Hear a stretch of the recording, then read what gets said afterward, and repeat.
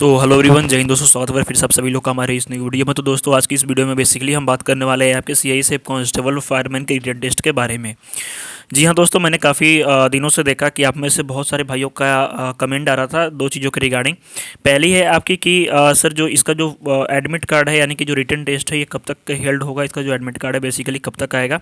और दूसरी कि जो इसका सिलेक्शन प्रोसीजर है उसमें जो टफेस्ट पार्ट है यानी कि जो इंपॉर्टेंट चीज़ें हैं, क्या क्या चीज़ें हमको सावधानी रखनी चाहिए ताकि हमारा जो सिलेक्शन हो इस बार हो जाए। ठीक है, तो दो तीन चीज़ों के ऊपर दोस्तों आज की इस वीडियो में बेसिकली हम बात करने वाले हैं। लेकिन उससे पहले अगर आप हमारे इस चैनल पे पहली बार आ रहे हो तो चैनल सब्सक्राइब जरूर कर लीजिएगा ताकि आपको आगे आने वाले जितने भी अपडेट हो सबसे पहले देखने को मिले। तो चलिए दोस्तों, बिना देर के वीडियो को शुरू करते हैं।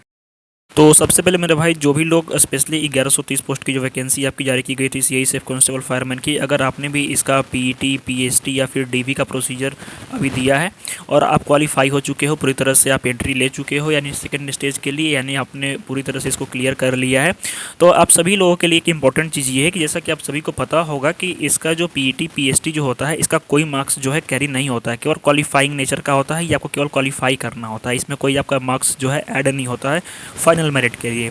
आप सभी को पता है कि इस एग्जामिनेशन में 4 स्टेज है। सबसे पहले जो स्टेज होता है आपका पीईटी, पीएसटी और डीवी। ठीक है, सेकंड स्टेज होता है आपका रिटन टेस्ट जो कि सीबीटी होता है, कंप्यूटर बेस्ड टेस्ट। पहले ओएमआर पे होता था लेकिन अब जो है इसको हटा दिया गया है, अब सीबीटी होता है। तीसरा इंपॉर्टेंट पार्ट हो जाता है आपके इस सिलेक्शन प्रोसीजर का, पीईटी, पीएसटी, सीबीटी के बाद आपका एक तरह से कहें तो छोटा सा एक डीवी का भी प्रोसीजर पिछली बार हुआ था, हालांकि ये मेंशन नहीं है ऑफिशियली लेकिन पिछला बार हुआ था। ठीक है, और चौथे स्टेज में आपका फिर हो जाएगा डीएमई, यानी डीएमई उन कैंडिडेट्स का होगा जो फाइनली सिलेक्टेड होंगे। लगभग 1.5 टाइम्स जो कैंडिडेट्स है उनका डीएमई किया जाएगा, यानी एक सीट के ऊपर 1.5 टाइम्स कैंडिडेट्स को बुलाया जाएगा, जिसमें से कि कुछ तो फाइनल होंगे और कुछ कुछ स्टैंड बाई में रखा जाएगा। ठीक है, तो ये आपका सिलेक्शन का प्रोसीजर है। यानी टोटली मिलाकर के हम बात करें तो आपका जो सीबीटी वाला सेक्शन है ये मोस्ट इंपॉर्टेंट की रोल प्ले करेगा, यानी कि आपके सिलेक्शन के प्रोसीजर में, आपके सिलेक्शन लेने में। आप जितना तगड़ा स्कोर करोगे उतना ही सिलेक्शन का चांस आपका बना हुआ है। ठीक है, क्योंकि डीवी भी आप आराम से क्वालिफाई कर लोगे, डीएमई भी आप क्वालिफाई कर लोगे अगर फिट हो तो, और पीईटी और पीएसटी तो आपने क्वालिफाई ऑलरेडी कर रखा है। तो सबसे पहले कांग्रेचुलेसन जिन्होंने भी पीईटी और पीएसटी क्वालिफाई कर लिया है। तो सेकंड स्टेज के बारे में जान लेते हैं और इसके एग्जामिनेशन के बारे में। तो बेसिकली मेरे भाई, जैसे कि आप सभी को पता है कि इस पेपर के अंतर्गत 4 सेक्शन आपके आते हैं 25 का, जिसमें से कि आपके मिनिमम मार्क्स जो है 25 ही रहते हैं, यानी ऑलमोस्ट 100 मार्क्स का ये पेपर आपका होता है। ठीक है, इसमें आपके 120 मिनट का समय मिलता है, यानी कि लगभग जो 2 घंटे का समय हम कह सकते हैं, जो कि एनफ है आपके एग्जामिनेशन के लिए। 2 घंटे बहुत होते हैं।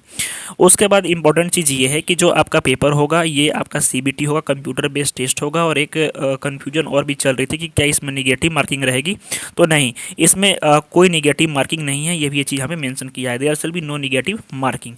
इसी वजह से दोस्तों जो इसकी कट ऑफ होती है वो 96, 97, 80 प्लस, 70 प्लस रेट की चली जाती है। ठीक है, तो इंपॉर्टेंट चीज़ ये है कि सीबीटी के लिए जितने भी लोग तैयारी कर रहे हैं तो आपका जो पेपर होने का 100% जो चांस है, 100% जो आपका पेपर होगा ये फरवरी के लास्ट में होगा। ध्यान रखिएगा, फरवरी के लास्ट में, यानी कि आपके 22, 23 के बाद जो है आपका पेपर हेल्ड होगा। ये चीज़ ध्यान रखिएगा। तो आपके पास प्रॉपर अभी 1 महीने का समय है, आप इस तैयारी को बूस्टअप कर सकते हो और अपनी एक सीट पक्की कर लेते हो।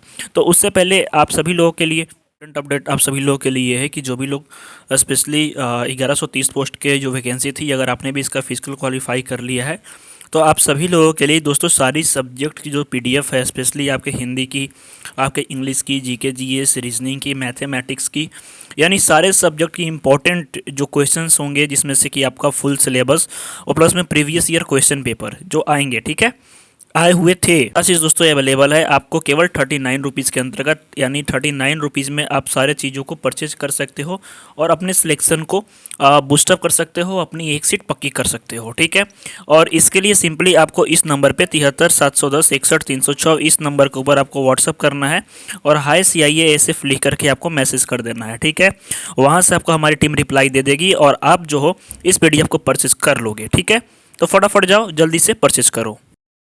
तो दोस्तों अगर आप तैयारी कर रहे हो, ठीक है, आप तैयारी कर रहे हो तो कुछ इंपॉर्टेंट चीज़ें तो आपको ध्यान रखनी है। जैसा कि मैंने बताया कि सारे जितने भी इंपॉर्टेंट टॉपिक्स है आप उसको कवर करो।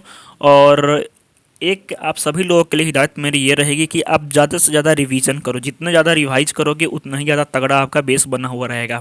अगर फिर भी आपके मन में कोई समस्या, कोई परेशानी, किसी भी तरह का डाउट है मेरे भाई, आपको लग रहा है कि मेरे से ये नहीं हो पा रहा है, इस चीज़ में मेरे को हेल्प चाहिए, तो सिंपली आपको जो नंबर दिया गया है, आप जो देख रहे हो मेरे स्क्रीन के ऊपर, इस नंबर के ऊपर आप व्हाट्सअप करो कि हाँ सर मेरे को ये प्रॉब्लम आ रही है, या फिर आप टेलीग्राम के माध्यम से भी हमसे जुड़ सकते हो। कमेंट भी कर दोगे तो मैं जरूर रिप्लाई उसका दे दूंगा, ठीक है। तो आई होप दोस्तों की सारी जानकारी आपको समझ में आ गई होगी। तो मिलते हैं नेक्स्ट वीडियो में, तो धन्यवाद, जय हिंद।